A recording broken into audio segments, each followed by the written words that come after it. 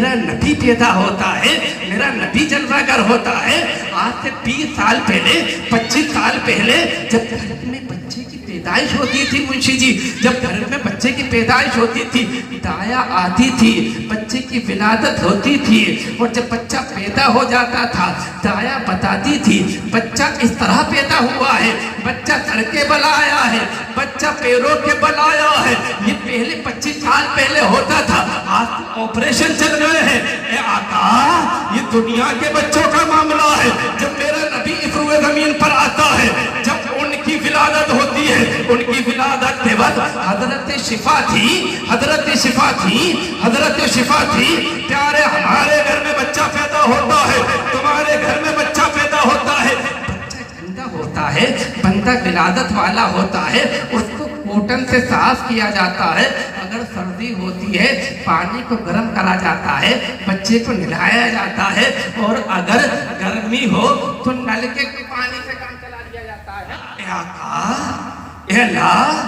میرے نبی کی ولادت کیسے ہوتی ہے؟ میرے نبی کی ولادت کیسے ہوتی ہے؟ حضرت شفا فرماتی ہے جب میرے نبی کی ولادت ہوتی ہے، حضرت آمنہ کا سادہ سا مکان، سادے سے مکان میں عطر اور کستوری کی خوشبوئیں پھوٹنے لگتی ہے، بتاتی ہے بچہ پیدا ہوتا ہے، ناپاک ہوتا ہے، مگر میرا نبی پیدا ہو رہا ہے، پورے گھر میں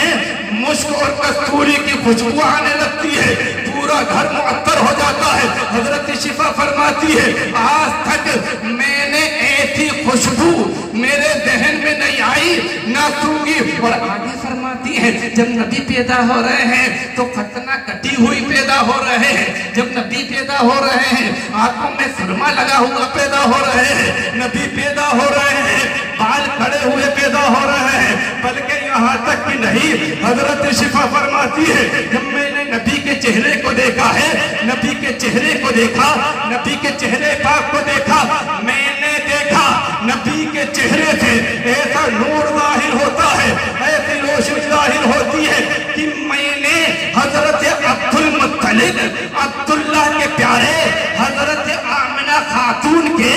سادے سے مکان میں مکے میں رہ کر ملک شام کے گھروں کو دیکھ لیا ہے، ملک شام کی بلڈنگوں کو دیکھ لیا ہے۔ مکہ ملک شام سے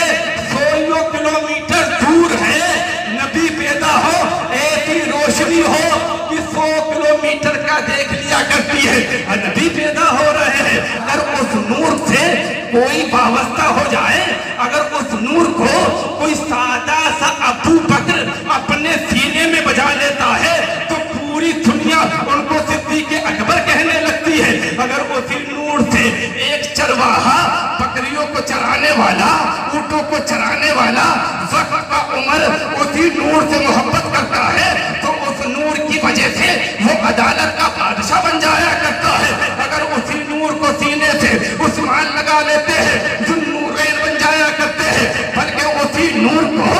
اگر حضرت علی لگا لیں تو شیر خدا داماد مصطفیٰ بن جایا کرتے ہیں۔ بلکہ اس نور کا عالم تو یہ ہے نہ وہ اپنے آپ کو دیکھتا ہے، نہ پڑوسی کو دیکھتا ہے، نہ غریب کو دیکھتا ہے۔ ایک حبش کا کالا غلام، چہرہ کالا ہے، ہونٹ موٹے ہیں، غریب ہے، کچھ نہیں ہے، مگر اس نور سے ملا ہے تو اللہ نے اس کو کعبے کا مؤذن بنا دیا گیا ہے۔ تو پتہ چلا جو اس نور سے مل جاتا ہے اللہ اس کو چمکا دیا کرتا ہے۔ جبھی تو وقت کا امام کہتا ہے، جبھی تو وقت کا امام کہتا ہے یا رسول اللہ سب چمک پاتے ہیں تم سے پانے والے، میرا دل بھی چمکا دے چمکانے والے، اور برستا نہیں دیکھ کر ابر رحمت بدوں پر بھی برسا دے والے۔ یا رسول اللہ، یا رسول اللہ، تمہاری شان تو یہ ہے، تمہاری شان تو یہ ہے، تو زندہ ہے واللہ، تو زندہ ہے واللہ، میری چشم عالم سے چھو جانے والی۔ نعرہ